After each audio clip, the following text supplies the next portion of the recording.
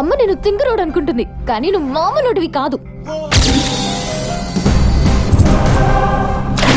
డ్యూటీలో ఉన్న ఆఫీసర్ మీదే చేయి చేసుకుంటే మేము ఎలా డీల్ చేస్తామో తెలుసా?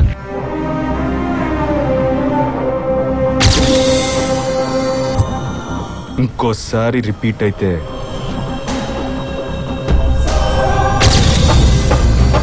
గరలాన్ని మింగిన శివుడిలా సైలెంట్గా ఉన్నాను అనుకో. అదే మూడో కన్ను తెరిస్తే